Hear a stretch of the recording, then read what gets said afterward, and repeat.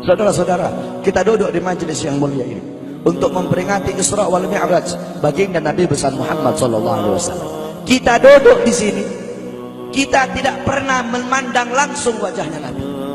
Kita tidak pernah berjumpa langsung dengan Nabi. Kita tidak pernah duduk bersama-sama dengan Nabi. Untuk apa kita duduk di sini kalau bukan karena iman dan cintanya kita kepada Nabi Muhammad? Padahal kita tidak pernah berjumpa dengan Nabi, bertemu dengan Nabi tidak pernah, duduk bersama Nabi tidak pernah. Tapi kita beriman kepada Nabi Muhammad. Kita cinta kepada Nabi Muhammad. Kita umat yang dirindukan oleh Nabi, umat yang dicintai oleh Nabi. Rasulullah ketika beliau sedang duduk bersama para sahabat, Rasulullah berkata, "Wahai para sahabat, tahukah kalian golongan-golongan yang soleh? Tahukah kalian golongan-golongan yang mulia?" Sahabat berkata, "Apakah para malaikat ya Rasulullah?" Rasul berkata, "Bagaimana mungkin malaikat tidak mulia sedangkan mereka berada di sisi Allah? Ada lagi yang mulia. Apakah para nabi dan rasul? Bagaimana mungkin nabi dan rasul tidak mulia sedangkan Allah menurunkan wahyu untuk mereka? Ada lagi yang mulia.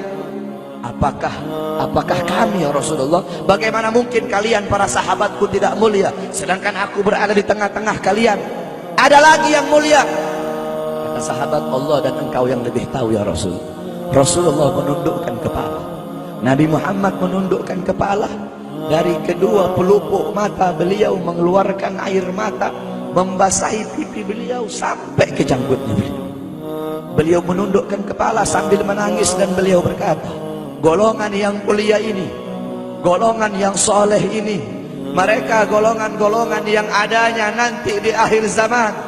Mereka tidak pernah duduk bersamaku, mereka tidak pernah memandang wajahku, mereka tidak pernah mendengar langsung kata-kataku, akan tetapi mereka beriman kepadaku," kata Rasul. "Mereka umat yang aku rindukan, mereka umat yang aku cintai. Tuba liman yarani wa amana bi, wa tuba summa tuba liman lam yarani wa amana bi." Sungguh beruntung orang-orang yang beriman kepadaku, kemudian orang-orang yang melihatku kemudian beriman kepadaku. Dan sungguh beruntung, dan sungguh beruntung, dan sungguh beruntung. 3 kali keberuntungan, 3 kali kemuliaan bagi orang-orang yang tidak pernah melihatku, akan tetapi mereka beriman kepadaku. Siapa? Kita umat Nabi Muhammad SAW. Kita tidak pernah memandang wajah Nabi, tidak pernah berkumpul dengan Nabi, tapi kita beriman kepada Nabi Muhammad. Apalagi kita umat Islam Indonesia. Umat Islam Indonesia, umat yang dicintai oleh Rasulullah As-Sayyid Al-Habib Muhammad bin Ali Al-Maliki. Ketika beliau berziarah ke makam Nabi Muhammad, dalam keadaan sadar, beliau berjumpa langsung dengan Nabi Muhammad. Di belakang Nabi Muhammad ada ribuan orang. Habib Muhammad pun bertanya, "Ya Rasulullah, siapa yang ada di belakangmu ini ya Rasulullah? Ribuan orang ini, ribuan golongan ini, siapa ya Rasulullah?" Rasulullah berkata, "Ini mereka yang ada di belakangku. Mereka adalah umat Islam yang aku cintai. Mereka umat Islam yang ada di Indonesia," kata Rasulullah SAW. Kita dicintai oleh Rasul. Kenapa? Coba kita lihat di Indonesia, saudara-saudara. Kalau bulan Maulud, kalau bulan Rabiul Awal, di kampung-kampung, di musola-musola, setiap masjid, setiap langgar, setiap pesantren, setiap RT, setiap RW pasti bikin maulid Nabi Muhammad. Kalau udah bulan Rajab, setiap pesantren, musola, masjid, kampung, RT, RW pasti bikin Isra wal Mi'raj sebagai Nabi besar Muhammad. Negara-negara yang lain, tempat-tempat yang lain tidak seperti kita, saudara-saudara. Makanya kita menjadi umat yang dicintai oleh Rasul, umat yang dimuliakan oleh Nabi Muhammad, umat yang dirindukan oleh Nabi Muhammad SAW. Allah berkata dalam Al-Quran, "Laqad ja'akum rasulun min anfusikum azizun alaihi ma'anittum harisun alaikum bil mu'minina raufur rahim." Hei sekalian umat manusia, yang kaya, yang muda, yang tua, yang tua, yang muda, yang kaya, yang miskin, mulai pejabat sampai rakyat, ulama sampai umat. Hei sekalian umat manusia, laqad ja'akum, telah sampai kepada kalian, telah datang kepada kalian rasulun, utusan Allah, min anfusikum, dari golongan kalian manusia, azizun alaihi ma anittum, sungguh berat baginya penderitaan yang kau alami, sungguh berat baginya kesusahan yang kau alami. Sebelum kalian susah, dia lebih dahulu susah. Sebelum kalian menderita, dia lebih dahulu menderita. Sebelum kalian menangis, dia lebih dahulu menangis. Sebelum kalian berdarah, dia lebih dahulu berdarah. Azizun alaihi ma antum, harisun alaikum, dia menjaga kalian, menjaga akidah kalian, keyakinan kalian, tauhid kalian, syariat kalian, salat kalian, agar kalian tidak menyimpang, agar kalian tidak tersesat, agar kalian tetap berada di jalannya Allah. Bil mu'minina raufur rahim, kepada orang-orang yang beriman beliau sangat cinta, beliau sangat sayang, beliau mencintaimu sebelum engkau mencintainya, beliau merindukanmu sebelum engkau merindukannya. Siapa beliau? Siapa dia? Dia adalah seorang manusia yang mengorbankan jiwanya, mengorbankan nyawanya, mengorbankan darah dan hartanya demi kita sebagai umat. Beliau kepanasan, kedinginan, 3 hari 3 malam makan, mengganjal perutnya dengan sebongkah batu. Perut suci beliau berbunyi. Kelaparan bukan untuk dirinya, kelaparan bukan untuk anak cucunya, kelaparan demi kita sebagai umat.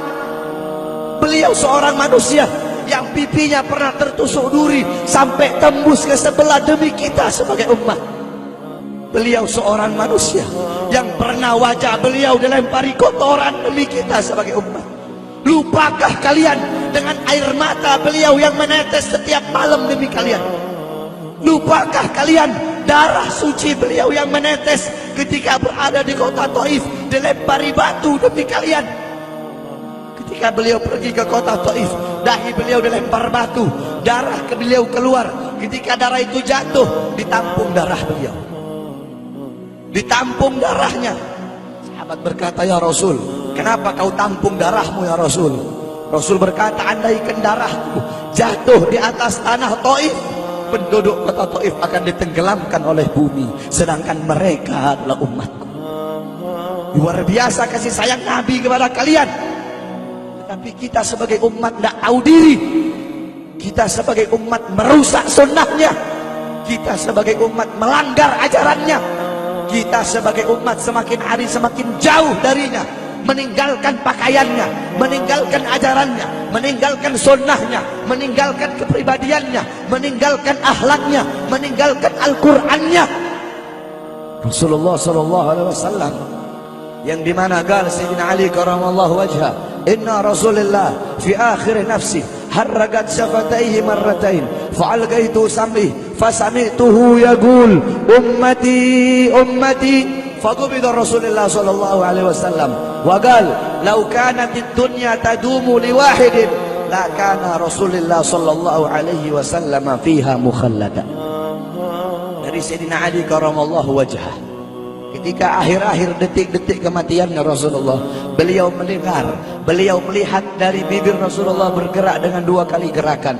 Beliau mendekatkan telinganya, mendekatkan pendengarannya, dan beliau mendengar Rasulullah berkata, ummati, ummati. Faqubida Rasul, meninggal Rasulullah SAW. Ketika nyawa Rasulullah akan dicabut, Rasulullah berkata kepada Jibril, wahai Jibril, aku belum puas meninggalkan umat. Aku tidak mau meninggalkan mereka dalam keadaan belum diberi jaminan oleh Allah.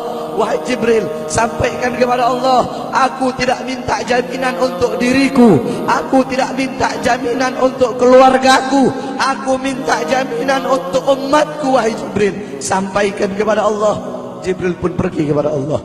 Jibril pun berkata, ya Allah, kekasihmu Muhammad meminta jaminan untuk umatnya. Allah bilang, wahai Jibril, katakan kepada Muhammad, aku tidak akan menghinakan umat Muhammad. Basyirhu fa innahu awwalu nasin kharijum minal ardi idza bu'isu. Kemudian beliau ditarik lagi nyawa beliau. Beliau berkata, ya Khalil Israel, wahai kekasihku Israel, apakah seperti ini rasa sakit ketika dicabut nyawa? Israel berkata, iya ya Rasulullah, seperti inilah rasa sakit ketika dicabut nyawa ya Rasulullah. Ya Allah, biar aku menanggung sakratul maut seluruh umat. Ya Allah, mereka tidak akan kuat, mereka tidak akan sanggup. Aku nabi mereka, aku pemimpin mereka. Biar aku menanggung beban penderitaan sakratul maut mereka ya Allah. Biar aku menanggung sakratul maut umatku ya Allah. Di mana kita sebagai umat? Apa yang telah kita lakukan untuk Nabi Muhammad? Nabi berkorban untuk kita. Di saat detik-detik terakhir nafasnya, tidak memikirkan rasa sakitnya, tidak memikirkan pedihnya, tidak memikirkan beratnya.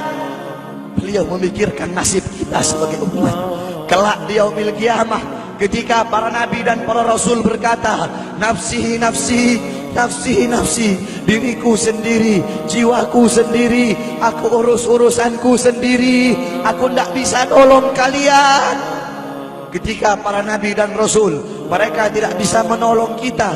Rasulullah Muhammad ibni Abdullah, Nabi Muhammad bersujud kepada Allah, Nabi Muhammad bertekuk lutut, beliau bermohon kepada Allah. Beliau berkata, ya Allah, aku tidak minta pengampunan untuk diriku, wala Fatimah, wala Hamzah. Aku tidak minta pengampunan untuk Fatimah, aku tidak minta pengampunan untuk Hamzah. Aku cuma minta pengampunan untuk umatku ya Allah, untuk umatku ya Allah. Rasulullah tidak meminta pengampunan untuk dirinya, tidak meminta pengampunan untuk anaknya, tidak meminta pengampunan untuk paman bibinya, tidak meminta pengampunan untuk keluarga atau anak cucunya, tetapi beliau meminta pengampunan untuk kalian sebagai umat. Karena begitu cintanya beliau kepada umat, karena begitu sayangnya beliau kepada umat, sampai-sampai beliau berkata, lau yushaku ahadukum li syaukatin fi rijli la ajidu ala ma'a fi qalbi.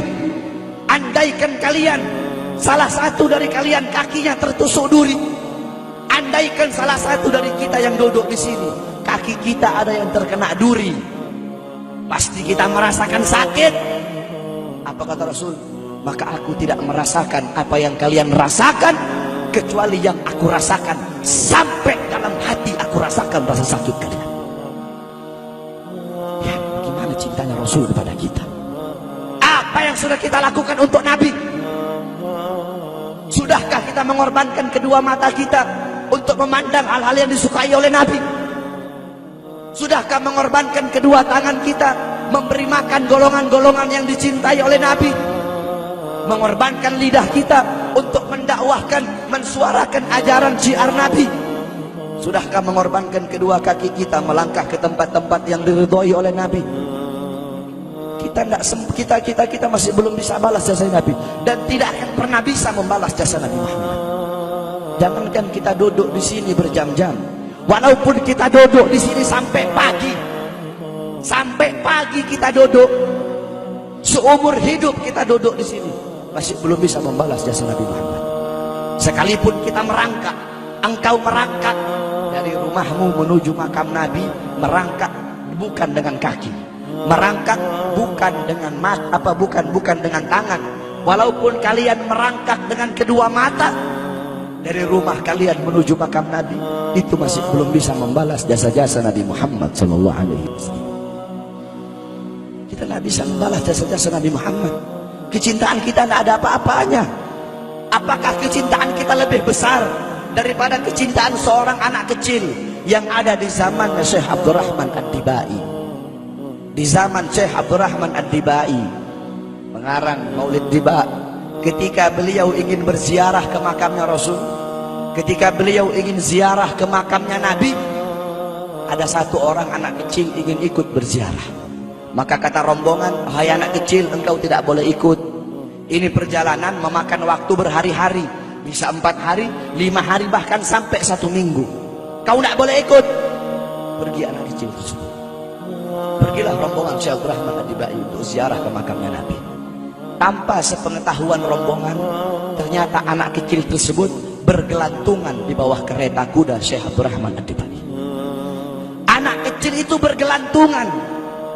Dia sampai berhari-hari gak makan, gak minum, gak tidur. Hanya apa? Hanya ingin pergi ziarah ke makam Nabi. Saking cintanya kepada Nabi Muhammad. Dia sembunyi-sembunyi bergelantungan di bawah kereta. Gak makan, gak minum, gak tidur berhari-hari. Sampai ketika sampai di Madinah, itu anak kecil jatuh. Itu anak kecil terjatuh. Rombongan bilang, bukan ini anak kecil yang waktu itu mau ikut? Berarti sudah berhari-hari dia di bawah kereta ini. Dia nggak makan, dia nggak minum, dia nggak tidur. Anak kecil itu berlari. Anak kecil itu berlari sampai dia terjatuh. Saking bahagianya, dia sudah sampai di Madinah. Dia ambil debu-debu Madinah, pasir Madinah, dia ambil, dia usapin ke mukanya. Saking bahagianya, sampai itu anak mati. Anak kecil tersebut mati membawa kecintaannya kepada Nabi Muhammad. Anak kecil itu mati, gak makan berhari-hari, gak tidur, gak minum, hanya ingin ziarah ke makam Nabi Muhammad. Padahal anak kecil itu tidak pernah memandang Nabi, tidak pernah berkumpul dengan Nabi, tapi kecintaannya luar biasa kepada Rasulullah. Akhirnya anak itu dimakamkan oleh Syekh Abdul Rahman Ad-Dibai di Madinah. Anak kecil itu dimakamkan di Madinah. Nah, setiap tahun Syekh Abdul Rahman Ad-Dibai ziarah ke makamnya Nabi, pasti ziarah ke makam itu anak kecil. Yang anehnya, setiap Syekh Abdul Rahman Ad-Dibai ziarah makam anak kecil tersebut, kubur anak kecil tersebut bergeser dengan sendirinya mendekati makam Nabi Muhammad SAW. Sampai sekarang makam anak kecil itu ada di samping Masjid Nabawi. Saking cintanya anak kecil tersebut kepada Rasulullah SAW. Kecintaannya kita nggak ada apa-apanya. Kita tiap hari maksiat, tiap hari berbuat dosa, melakukan hal-hal mungkarat, dhalalat, sayyiat. Takutlah kita kepada Allah. Kembalilah ke ajaran Nabi Muhammad. Jadikan beliau sebagai teladanmu, jadikan beliau sebagai pedomanmu. Hidupkan rumah tanggamu dengan ajaran beliau. Hidupkan kampungmu dengan dengan ajaran dan sunnah beliau. Jadikan rumah tanggamu rumah tangga Sayyidina Muhammad, kampungmu kampung Sayyidina Muhammad, desamu desa Sayyidina Muhammad, kotamu kota Sayyidina Muhammad sallallahu alaihi wasallam.